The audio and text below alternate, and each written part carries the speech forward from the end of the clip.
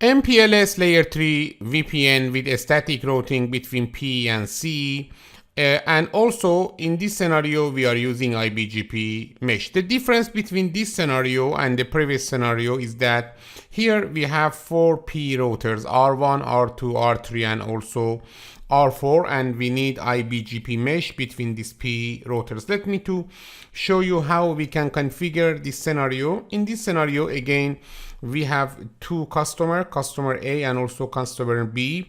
Customer A has two sites, site 1, site 2, and customer B also has two sites, site 1 and site 2. And also we have a service provider with 4, for example, P router and 1 P router.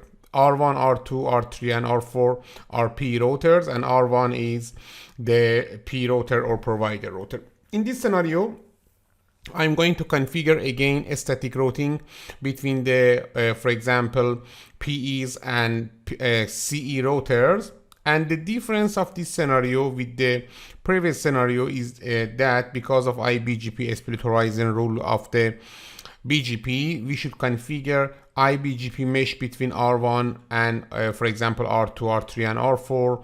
And because of that, we need many commands for neighborship. We can use BGP route reflector, but in this scenario, I'm not going to delve to the BGP route reflector function. But in the future videos, we will talk about the route reflector in MPLS Layer 3 VPN, and for example, we can use route reflector in larger service providers. But in this service provider with 4P router, maybe it's a good, for example, choice that using iBGP mesh instead of using the route reflector. Let me to start the configuration. We have the configuration of the previous scenario, and because of that, we need only do some change in the configuration. Let me starting from R1.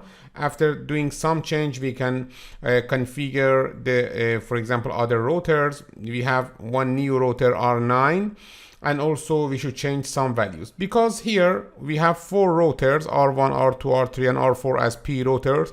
We need to configure loopback interfaces on all of these 4 routers, on the R1, on the R2, and on the R3, and also on the R4. Let me to starting with the configuration of R1. The first thing that we should configure is the, for example, IP addressing of the scenario, and after that we should configure first IGP.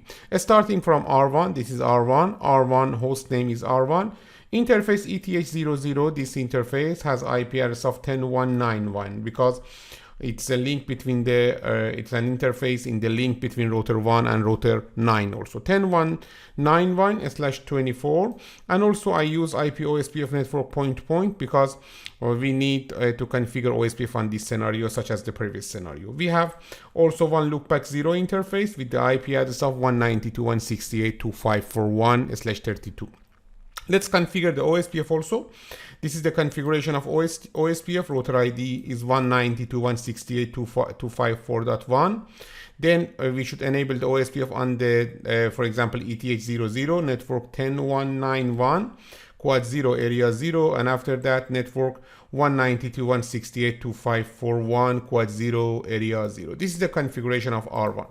We can paste the configuration step by step, starting from R1. Let me to copy the configuration of R1 and paste in the R1 CLI. Let's configure the router 2. This is router 2. Host name router 2. Interface ETH00's IP address is 10.292. Okay, look at here. The ETH00's IP address, this interface has the IP address of 10.292/24. Then for example, we need one loopback interface instead of the physical interface. Interface loopback 0. This is the configuration of previous scenario. Interface loopback 0 with the IP address of the 192.168.2542 quad 255. This is the IP address of the loopback 0 on the router 2. You know that router 2 in this scenario is a PE router. After that, we should enable the OSPF on the interface of router 2, router OSPF 1. Router ID is 192.168.2542.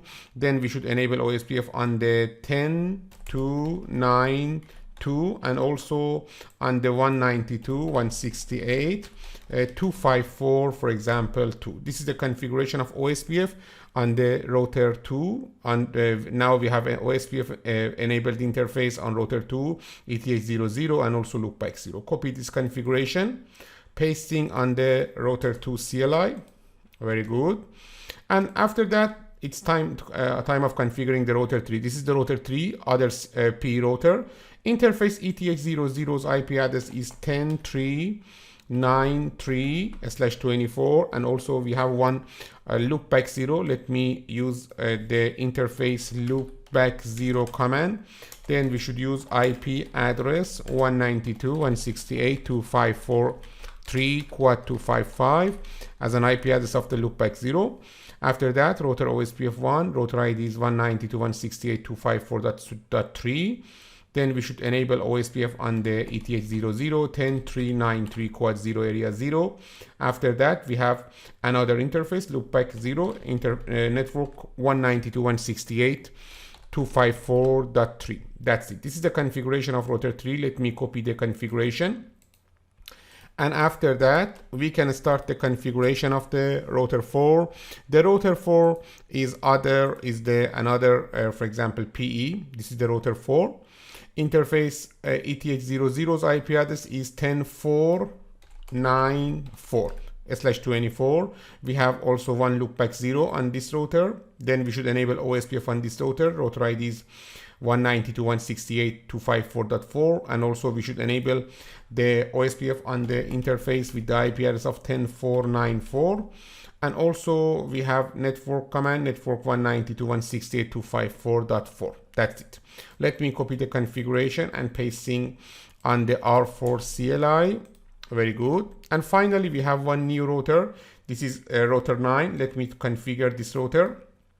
Copying the configuration of R4 and pasting on here for R9.